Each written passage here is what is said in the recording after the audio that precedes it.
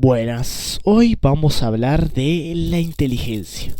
Este tema tan extenso y tan cambiante a lo largo del tiempo se puede definir como la capacidad de entender, aprender, razonar, adaptarse a nuevas situaciones y resolver problemas. Es una habilidad mental muy general que implica diversas funciones cognitivas como el razonamiento, la planificación, el pensamiento abstracto y la comprensión de ideas complejas. Además, la inteligencia permite la adaptación al ambiente y la resolución de problemas en diversos contextos.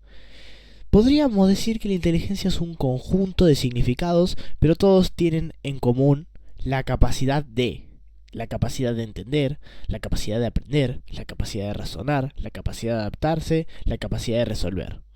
La inteligencia no solo es una habilidad, sino más bien la capacidad de una persona para comprender, adaptarse y aprender.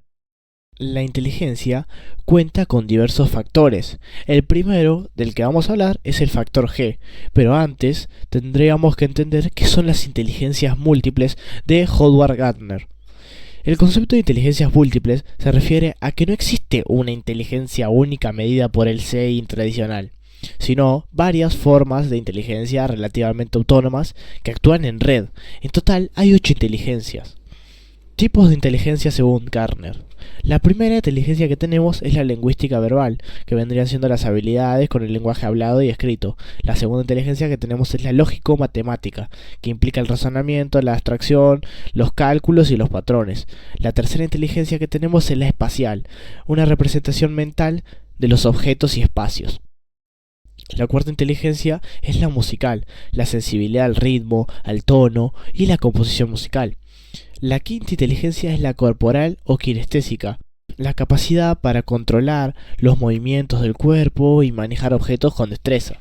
La sexta inteligencia es la inteligencia interpersonal, la habilidad para entender y relacionarse con otras personas.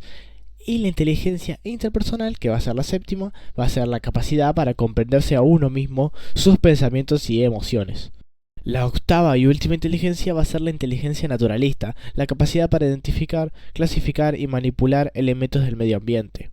Él tomaba la inteligencia como un conjunto de capacidades diversas y relativamente independientes que las personas poseen en diferentes grados.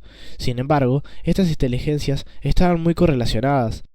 Cuando hablamos de correlación, hablamos del grado en el que influye un factor A sobre un factor B y viceversa. Una correlación significativa implica que ambos factores tienen suficientemente influencia entre sí como para considerarlo un factor extra a tener en cuenta. Ahí es donde entra el factor G. ¿Por qué? Porque las inteligencias están correlacionadas.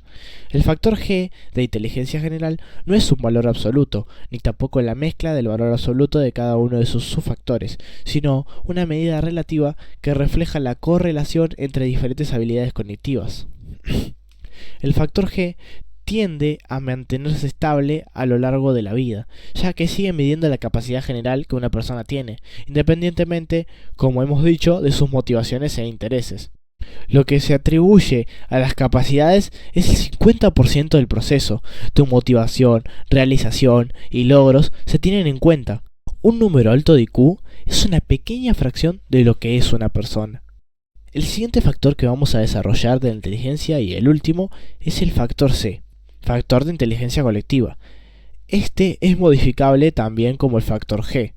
El factor C de inteligencia colectiva, que también es modificable como el factor G, es que la inteligencia se potencia si estás en un grupo el cual quiere cumplir tus metas. Por ejemplo, si vos querés aprobar un proyecto y tu grupo también lo quiere y de verdad se esfuerza por ello, tu inteligencia se va a potenciar, ya que estás utilizando inteligencia colectiva.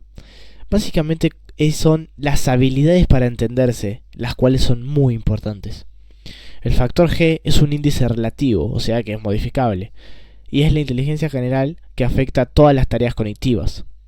En conclusión, sí existen distintos tipos de inteligencia, y la mayoría tiene influencias unas con las otras.